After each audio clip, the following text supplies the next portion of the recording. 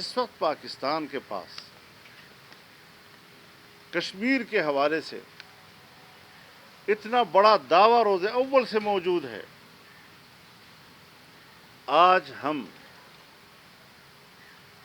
بین الاقوامی اداروں کے ان کی فوری ضرورت کے تحت پاس کی ہوئے قراردادوں پر تو پاکستان میں قانون سازی کے لیے تیار ہو جاتے ہیں، لیکن ایک لمحے کے لیے ہم نے ان کے سامنے اس بات پر اصرار نہیں کیا کہ وہ کشمیر کے حوالے سے سن 48-49 کی قراردادوں پر عمل درآمد کرے، اپنے آپ ہندوستان کو اس کا پابند بنائے۔ اس سارے قضیے کا افسوسناک پہلو یہ ہے کہ FATF کے شرائط کے تحت قانون سازی کے عمل میں پاکستان پر دباؤ ڈالنے والوں میں انڈیا بھی شامل ہے۔ کیا میسج آپ اپنی قوم کو دینا چاہتے ہیں؟ جو قانون سازی ہو رہی ہے اور جس کے حوالے سے بین الاقوامی طور پر پاکستان پر دباؤ ڈالا جا رہا ہے، دباؤ ڈالنے والے گروپ میں انڈیا خود شامل ہے۔ اس کے دباؤ میں تو ہم یہ کچھ کر رہے ہیں، لیکن ہماری سفارتکاری کہاں گئی؟ ہماری وہ صلاحیت کہاں گئی کہ جس کے ذریعے سے ہم عالمی برادری کو یا عالمی فورم کو اس طرف متوجہ کر سکیں کہ وہ ہندوستان کو بھی کشمیر کے حوالے سے قراردادوں پر عمل درآمد کے لیے پابند کر سکے۔ مستقبل میں اگر اقوام متحدہ کشمیر پر کوئی قرارداد منظور ہونے میں کامیاب ہوتی ہے، ایک نئی قرارداد وہ لے آتے ہیں اور آزادی کشمیر کے لیے لڑنے والوں کو دہشت گرد قرار دیا جاتا ہے، یا ہمارے قومی اثاثوں اور ہمارے قومی مفادات کے خلاف کوئی قرارداد کی کوشش ہوتی ہے یا پاس ہو جاتی ہے، تو کیا ہمارے ان قوانین کا اطلاق ان حریت پسندوں پر بھی ہوگا؟ اس بارے میں موجودہ قوانین میں کوئی گنجائش نہیں رکھی گئی۔ بین الاقوامی اسٹیبلشمنٹ کے آگے ہمارے حکمرانوں نے گھٹنے ٹیک کر دیے۔ اس کے خطرناک پہلوؤں سے قوم کو آگاہ کرنا چاہیے۔ یہ کیا کہ ہم نے ملک کو بچا لیا ہے اور ہم نے ملک کو مشکل سے نکال لیا ہے، آپ نے ملک کے مستقبل کو تاریکی کی طرف دھکیل دیا ہے، آپ نے ملک کی آزادی کو داؤ پہ لگا دیا ہے آنے والے مستقبل میں۔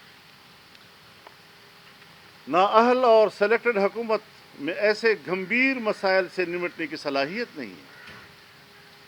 ملک کو اس قدر اقتصادی طور پر کمزور کر دیا گیا ہے کہ FATF کے شرائط پر قانون سازی کے لیے مجبور کیا گیا اور پاکستان کے بازو مروڑ کر قانون سازی کرائی جا رہی ہے، اور پھر ناکام خارجہ پالیسی اور کمزور لابنگ کی حکومتی ناکامی کو لے کر قوم کو تسلی دی جاتی ہے کہ ہم نے ملک کو بلیک لسٹ سے بچا لیا ہے، جبکہ سیاسی طور پر ہمارے اعصاب جب مضبوط تھے تو ماضی میں کبھی FATF پاکستان کو اپنی شرائط پر قانون سازی کرنے پر مجبور نہ کر سکا۔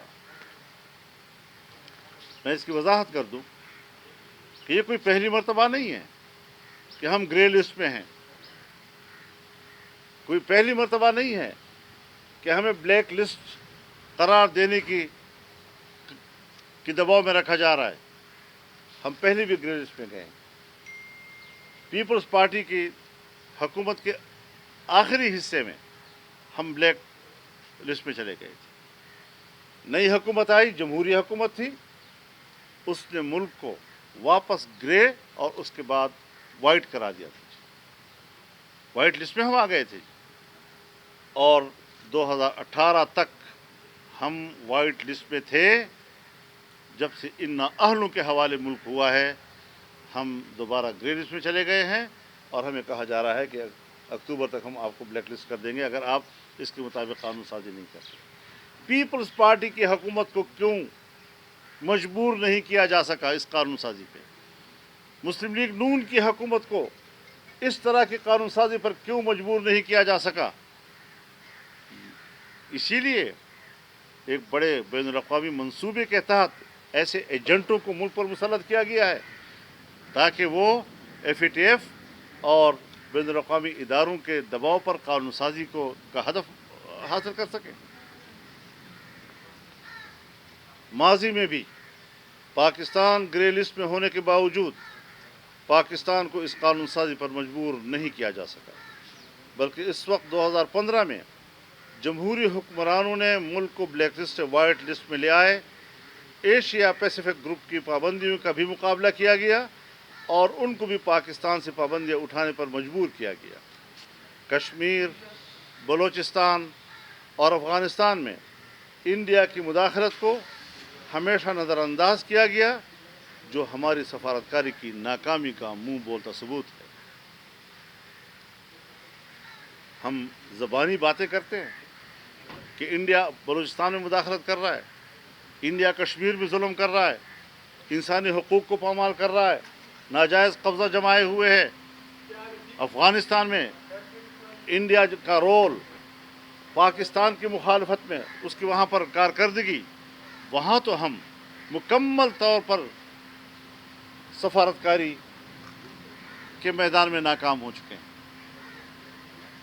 جب ہمارے مفادات کا آپ تحفظ نہیں کر سکتے، ایک آخری تیشہ آپ نے اس پر چلا لیا کہ ملک کے اندر آپ نے ایسی قانون سازی کر لی کہ جس سے پاکستان آنے والے مستقبل میں وہ آزادی سے کوئی فیصلہ بھی نہیں کر سکے گا۔ حال ہی میں ہماری سفارتکاری کا حال دیکھیے نا، کہ حال ہی میں پاکستان نے 4 بھارتی شہریوں کی دہشت گردی کے خلاف اقوام متحدہ میں متعدد بار کیس دائر کیا، مگر ہم ٹھوس شواہد پیش کرنے میں ناکام ہوئے اور پاکستان کو سبکی کا سامنا کرنا پڑا۔ یہ اس حکومت کی کارکردگی ہے۔